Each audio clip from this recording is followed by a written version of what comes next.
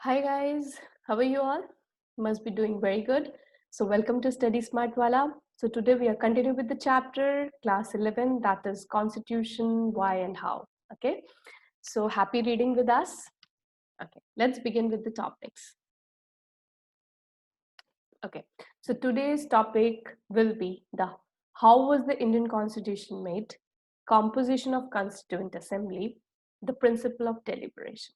Okay, so now we'll start. How was the Indian Constitution made? In that topic, I have covered both topics in a one topic. Okay, composition of Constituent Assembly also. Okay, how was the Indian constitution made. अब सबसे पहले बात आती है जब हमें independence मिली 1945 में, उसके पहले से ही 19 इसकी तैयारी पहले से ही हुई थी कि क्या बोलते हैं, उस टाइम पे लोगों को लगता था कि हमें खुद का ही क्या होना चाहिए, हमारे खुद के सिस्टम होने चाहिए, हमें खुद ऑटोनॉमी चाहिए. तब से ही एक आइडिया जनरेट हो रहा था. अब देखो 1934 की बात है, ध्यान से सुनेंगे. 1934 पे आइडिया ऑफ, एक minute hold on please. So let's begin. 1934 में आइडिया ऑफ कॉन्स्टिट्यूएंट असेंबली वो किसने दिया था, आइडिया किसने दिया था, एम एन रॉय ने.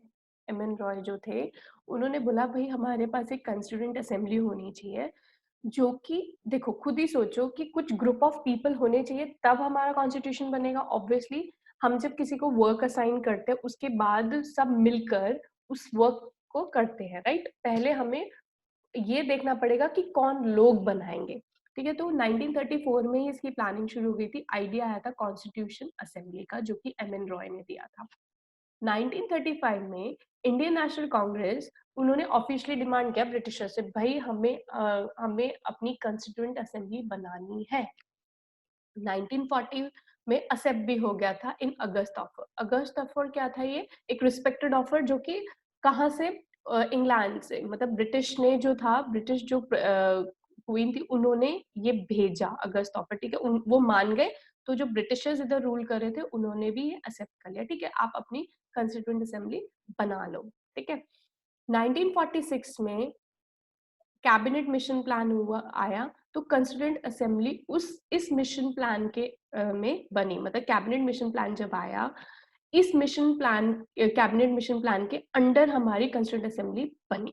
ठीक है, मैं आपको सारा ये थोड़ा बैकग्राउंड बता रही हूँ. ठीक है, how did constituent assembly form. अब कंस्टिट्यूएंट असेंबली बनी कैसे 1946 में जब ये आया, लेकिन वो रखा कि बननी है, लेकिन बनी कैसे वो देखते हैं. उस टाइम पे हमारा पूरा इंडिया दो एरियाज में डिवाइडेड था. मतलब कि एरियाज नहीं बोलूंगी, कुछ जो पार्ट था वो रजवाड़े, जो किंग्स थे वो रूल कर रहे थे, वो प्रिंसली स्टेट्स माने गए थे. और इंडिया में कुछ जो एरिया था वो कौन रूल कर रहा था, ब्रिटिशर्स के हाथ में पूरी तरह से कंट्रोल में था. ठीक है, उनको हम प्रोविंशियल प्रोविंशियल बोलते थे, प्रोविंसेस बोलते थे, और वहां पर प्रोविंशियल गवर्नमेंट चलती थी. क्या बोलते थे उसको, प्रोविंसेस बोलते थे.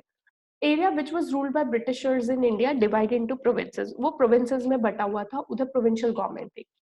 अब क्या था, जो इन्होंने रिप्रेजेंटेटिव चूज करने थे वो कैसे कर रहे थे, उन्होंने कैसा डिसाइड किया, उन्होंने बोला हर 10 लाख पॉपुलेशन पे एक मेंबर रिप्रेजेंटेटिव चुना जाएगा. अब आप समझ सकते हैं, मतलब कि एक जो प्रोविंशियल स्टेट है, अगर उसमें 50 लाख है या 50 लाख है, तो उसमें 5 मेंबर सेलेक्ट किए जाएंगे. अंडरस्टूड. तो इससे क्या हुआ, 296 मेंबर्स वर सिलेक्टेड. कितने मेंबर्स सेलेक्ट हुए, 296 मेंबर्स वर सिलेक्टेड. ऐसे करते हुए मींस प्रोविंशियल गवर्नमेंट, प्रोविंसेस में से 296 मेंबर्स को चूज किया गया, सिलेक्ट किए गए. अब देखिए, there were princely states also which were ruled by kings. मैंने बोला कुछ जो states थी वो कौन, रजवाड़े जो थे, राजा महाराजा, वो सब डील कर रहे थे, वो उन पे रूल कर रहे थे. तो उनको बोला गया भाई आपके इधर से हमें 93 मेंबर्स बुलाए गए. ठीक है, तो टोटल हमारे हो जाने चाहिए थे 389 मेंबर्स. कितने हो जाने चाहिए थे, 389 members. But they denied and did not participate as they want to continue to rule their princely states. तो लेकिन उनके दिमाग में ये था, नहीं हम नहीं भेज रहे मेंबर्स, हम तो अपना जो है स्टेट, हम अपने खुद ही इंडिविजुअल अपनी स्टेट्स को संभालेंगे. उन्होंने ये सोचा और उन्होंने अपने मेंबर्स नहीं भेजे. तो so only 296 members were there. तो अकॉर्डिंगली जो कंस्टिट्यूएंट असेंबली थी उसमें 296 मेंबर्स थे, जिनमें कुछ जो सीट्स थी मुस्लिम्स के लिए थी, सिख के लिए थी, जर्नल के लिए थी। जर्नल अलग थे उसमें, एक्सेप्ट मुस्लिम्स एंड सिख्स, ठीक है। तो इस तरीके से डाइवर्सिटी थी हमारी कंस्टिट्यूएंट असेंबली में, डाइवर्सिटी थी। Group of people were there, 296 members were there, but they all diverse people, ठीक है, अलग अलग कम्युनिटी से थे वो। अब देखो, जो अब ये कंस्टिट्यूएंट असेंबली तो बन गई। अब 9 दिसंबर अब इनकी मीटिंग्स होने लग गई कि हमें अब अपना कॉन्स्टिट्यूशन बनाना है। 9 दिसंबर 1946 में डॉक्टर सच्चिदानंद सिन्हा, ये एज्ड पर्सन थे, इनको, ठीक है, पहली बार मीटिंग हुई थी, तो इनको एक रिस्पेक्ट देने के लिए उनको फर्स्ट प्रेसिडेंट बोल दिया गया, ठीक है। लेकिन फिर 11 दिसंबर 1946 को ही तो जो डिसाइड किया गया कि कंस्टिट्यूएंट असेंबली का president, this is not the president of the country, right, constituent assembly का प्रेसिडेंट रहेंगे, जो ऑफिशियली बोला गया, वो डॉक्टर राजेंद्र प्रसाद जी को बनाया गया। Vice president एच.सी. मुखर्जी को बनाया गया। 13 दिसंबर 1946 पे क्या हुआ, ऑब्जेक्टिव रेजोल्यूशन पास हुआ, जो कि किसने प्रेजेंट किया था, जवाहरलाल नेहरू जी ने। अब ये ऑब्जेक्टिव रेजोल्यूशन क्या था, ये वो था कि इस ये एक ऐसी चीज थी कि इनको नजर में रखते हुए, इनको इस ये एक तरह से गोल्स, ठीक है, इनको नजर में रखते हुए ही हम अपने कॉन्स्टिट्यूशन बनाएंगे। Means these were the objective resolutions, कि इनको ही देखकर ही, इनके बेसिस पर ही हम क्या करेंगे, अपने कॉन्स्टिट्यूएंट कॉन्स्टिट्यूशन बनाएंगे। उनमें जो भी चीजें रखेंगे इसके बिहाफ पर होनी चाहिए। तो उस टाइम पे हमने कुछ कमिटीज भी बनाई थी। कमिटीज मतलब कि उस टाइम पे देखो, हम ऐसा करते हैं ना कि स्कूल में हाउसेस बनाते हैं कि भाई ये वाला हाउस ये करेगा, कुछ भी एक्टिविटीज होती है, वैसे उस टाइम पर क्या होता, कमिटीज बनाई गई थी for like for efficiency of the work, मतलब कि वर्क में एफिशिएंसी आए। अब काम अगर ज्यादा होगा और अगर बांट दिया जाए इन एन एफिशिएंट वे, तो रिजल्ट भी अच्छा आता है, राइट, एग्जैक्टली। तो उस टाइम पे ड्राफ्टिंग कमेटी बनी थी, तो बी आर अम्बेडकर जी को ड्राफ्टिंग कमेटी का हेड बनाया गया था। आज उनको हम फादर ऑफ कॉन्स्टिट्यूशन इसलिए ही कहा जाता है, क्योंकि ड्राफ्टिंग, जिन्होंने पूरा का पूरा ड्राफ्ट किया था हमारा कॉन्स्टिट्यूशन, उनके हेड थे बी आर अम्बेडकर, इसलिए he is considered as a father of constitution. अब देखिए, यूनियन पावर कमेटी, उनके जवाहरलाल नेहरू थे। यूनियन कॉन्स्टिट्यूशन कमेटी के जवाहरलाल नेहरू ही थे। प्रोविंशियल कॉन्स्टिट्यूशन वल्लभ भाई Patel. Advisory Committee on Fundamental Rights, Minorities and Tribal and Excluded Area, Vallabh Bhai Patel. Rules of Procedure Committee, Rajendra Prasad ji. States Committee, Jawaharlal Nehru. Steering Committee, Rajendra Prasad. अब आप देखेंगे, ये सिर्फ मैंने 8 दी हैं, वैसे बहुत सारी और कम्युनिटीज थी, these are the important ones, ठीक है। तो ये जो कमिटीज फॉर्म्ड हुई for for efficiency of the work, की ये एरियाज को संभाला। फिर उन्होंने अपने अपने जो भी आइडियाज थे, जो उन्हें कॉन्स्टिट्यूशन में डालने थे, वो सबने रिकमेंड किए। तो पूरे कॉन्स्टिट्यूशन को बनने के लिए 2 years 11 months 18 days total time जो लगा था कॉन्स्टिट्यूशन को बनने के लिए, वो ये था 2 years 11 months 18 days। अब क्या होता है, 26 नवंबर 1949 में इसको एडॉप्ट किया जाता है और इनैक्ट किया जाता है। इस टाइम पे अभी लागू नहीं हुआ है, एडॉप्ट कर लिया हमने, ठीक है।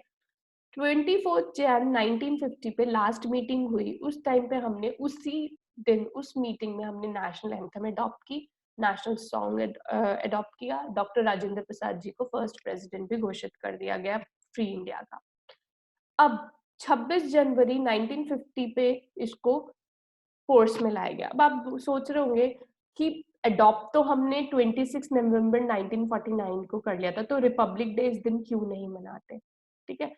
दरअसल हमने इसको फोर्स में 26 जनवरी को इसलिए, इसके पीछे एक स्टोरी है, इसके पीछे एक रीजन है, स्टोरी तो नहीं, एक रीजन है। क्या, 1928 में नेहरू रिपोर्ट आई थी, मोतीलाल नेहरू ने दी थी। 1928 की बात कर रही हूँ, प्लीज ध्यान से सुनिएगा।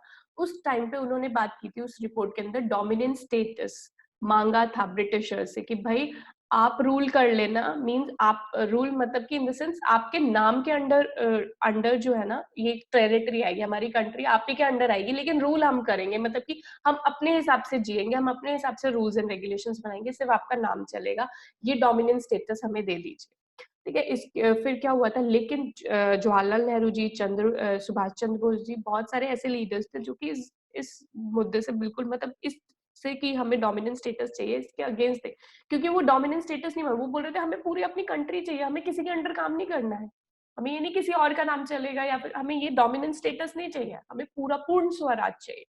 तो क्या हुआ था, ठीक है, फिर भी जब ये चीज ब्रिटिशर्स के आगे नेहरू जी ने, मोतीलाल नेहरू जी ने रखी थी, तो उन्होंने बोला ठीक है, लेट इट बी, थोड़े से टाइम वेट करते हैं, अगर ये ब्रिटिशर्स इस मुद्दे पर आकर मान जाते हैं उसके बाद हम चेंज कर लेंगे, उसे पूर्ण स्वराज की बात करेंगे, लेकिन एटलीस्ट ये तो हो जाए पहले।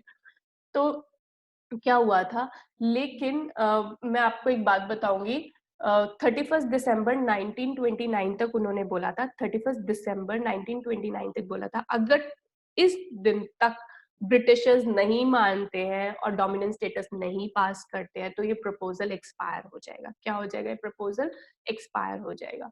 और क्या यही हुआ कि 31 दिसंबर 1929 की रात तक उन्होंने वेट किया, लेकिन ब्रिटिशर्स ने कुछ भी एक्शंस नहीं लिए, तो उन्होंने डिक्लेयर कर दिया कि प्रपोजल एक्सपायर हो गया है।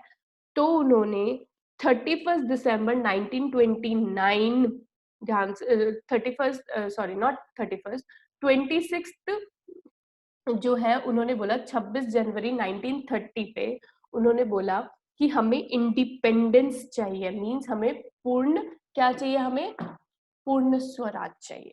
तो ये मांगी थी, ये डिमांड रखी गई थी, इसलिए 26 जनवरी 1930 पे उन्होंने एक पूरा का पूरा फेस्ट मनाया, मतलब कि पूरा एंजॉय किया, झंडे लहराए, बोला कि ना हमें पूर्ण स्वराज चाहिए।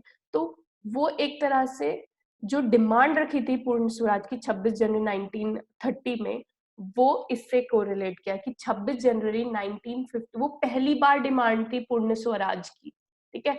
तो आप मान सकते हैं, तो उस टाइम पर इसीलिए 26 जनवरी 1950 पे इसको लागू किया गया पूरी तरह से, और तभी हम 26 जनवरी को अपना रिपब्लिक डे मनाते हैं, ठीक है।